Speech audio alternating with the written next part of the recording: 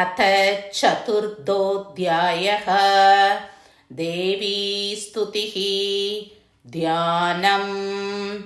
ॐ कालाप्राभां कटाक्षैर्यरिकुलभयतां मौलिपत्तेन्दुरेखां शङ्खं चक्रं कृपानं त्रिशिखमपि करैरुद्वहन्तीं त्रिनेत्राम् सिंहस्कन्धाधिरूढां त्रिभुवनमखिलं तेजसा पूरयन्तीं ध्यायेद्दुर्गां जयाख्यां त्रिदश परिवृतां सेवितां सिद्धिकामैः। ॐ ऋषिरुवाच शक्रादयः सुरगणा निहतेति वीर्ये तस्मिन् दुरात्मनि सुरारिपले च देव्या तां तुष्टुवुः प्रणतिनम्रशिरोधरां सा वाग्भिप्रहर्षपुलकोत्कमचारुदेहाः देव्या यया ततमिदं जगतात्मशक्त्या निःशेषदेवगणशक्तिसमूहमूर्त्या तामम्बिकामखिलदेवमहर्षिपूज्यां भक्त्या नता स्म विदधातु शुभानि सा नः। यस्या प्रभावमतुलं भगवाननन्तो ब्रह्माहरश्च न हि वक्तुमलं बलं च सा चण्डिका किल जगत्परिपालनाय नाशाय चाशुभभयस्य मतिं करोतु या श्रीस्वयं सुकृतिनां भवनेष्वलक्ष्मीः पापात्मनां कृतधियां हृदयेषु बुद्धिः श्रद्धा सदां कुलजनप्रभवस्य लज्जा तां त्वां नता स्म परिपालय देवि विश्वम् किं वर्णयाम तव रूपमचिन्त्यमेतत् किं चातिवीर्यमसुरक्षयकारि भूरि किं चाहवेषु चरितानि तवाद्भुतानि सर्वेषु देव्यसुरदेवगणादिकेषु हेतुः समस्तजगतां त्रिगुणाभिदोषैर्न ज्ञायसे हरिहरातिभिरप्यपारा सर्वाश्रयाखिलमिदं जगदंशभूतम् अव्याकृता हि परमा प्रकृतिस्त्वमाद्या यस्या समस्तसुरता समुदीरनेन तृप्तिं प्रयाति सकलेषु मकेषु देवी स्वाहासि वै पितृगणस्य च तृप्तिहेतुः उच्चार्यसे त्वमत एव जनैः स्वदा च या मुक्तिहेतुरविचिन्त्य महाव्रता त्वम् अप्यस्यसे सुनियतेन्द्रियतत्त्वसारैः मोक्षार्थिभिर्मुनिभिरस्तसमस्ततोषैः विद्यासि सा भगवती परमा हि देवी शब्दात्मिकासु विमलर्क्यजुषां निदानम् उद्गीतरम्यबतपाटवतां च साम्नां देवी त्रयी भगवती भवभावनाय वार्ता च सर्वजगतां परमार्तिहन्त्री मेधासि देवि विदिता किल शास्त्रसारा दुर्गासि दुर्गभवसाकरनौरसङ्गा श्रीकैटपारिहृदयैककृदादिवासा गौरी त्वमेव शशिमौलिकृतप्रतिष्ठा ईषत्सहासममलं परिपूर्णचन्द्रबिम्बानुकारि कनकोत्तमकान्तिकान्तम् अद्यद्भुतं प्रकृतमातरुषा तथापि वक्त्रं विलोक्य सहसा महिषासुरेण दृष्ट्वा तु देवि कुपितं भ्रुकुटीकरालम् उद्यश्चशाङ्कचतुषश्च सवियन्न सद्यः प्राणान् मुमोच महिषस्तदतीव चित्रम् कैर्जीव्यते हि कुपितान्तकदर्शनेन देवी प्रसीद परमा भवती भवाय सद्यो विनाशयसि कोपवती कुलानि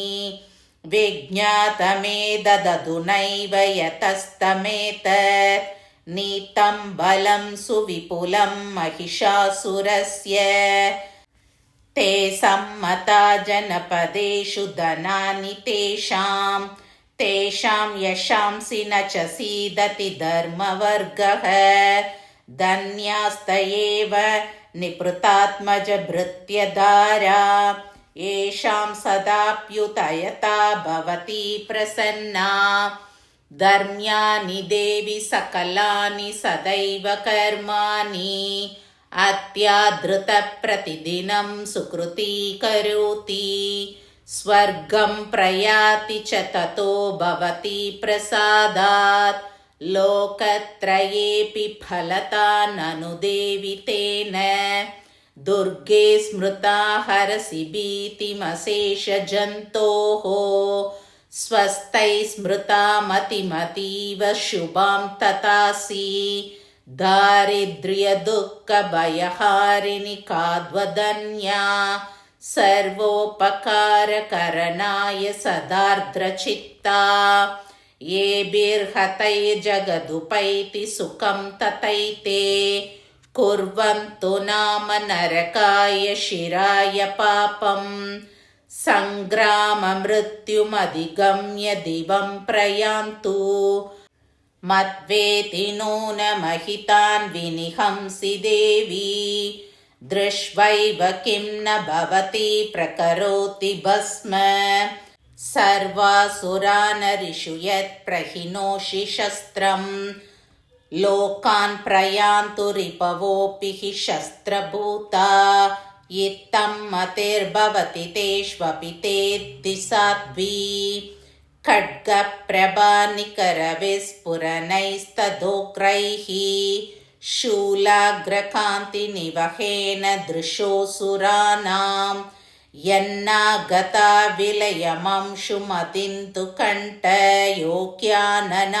तव विलोकयतां तदेतत् दुर्वृत्तवृत्तशमनं तव देवि शीलं रूपं ततैतदविचिन्त्यमतुल्यमन्यैः वीर्यं च हन्तृहृतदेव पराक्रमाणां वैरिष्वपि प्रकटितैव दया त्वयेतं केनोपमा भवतु तेस्य पराक्रमस्य रूपं च शत्रुभयकार्यतिहारि कुत्र चित्ते कृपा समरनिष्ठुरता च दृष्टा त्वय्येव देवि वरदे भुवनत्रयेऽपि त्रैलोक्यमेतदखिलं रिपुनाशनेन त्रातं त्वया समरमूर्धनि तेऽपि हत्वा नीतातिवं रिपुगणा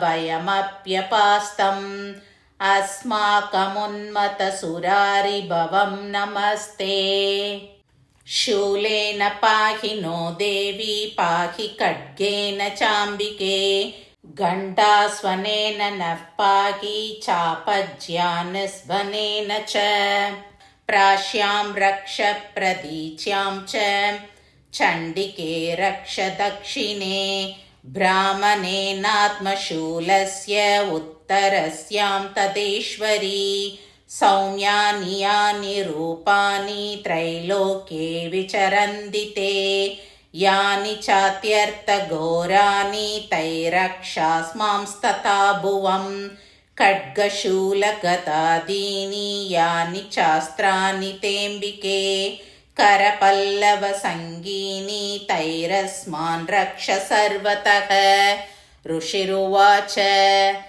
एवं स्तुता सुरैर्दिव्यैः कुसुमैर्नन्दनोद्भवैः अर्चितां जगतां दात्री तथा गन्धानुलेपनैः भक्त्या समस्तैस्त्रिदशैः दिव्यैः धूपैस्तु धूपिता प्राह प्रसाद सुमुखी समस्तान् प्रणतान् सुरान्।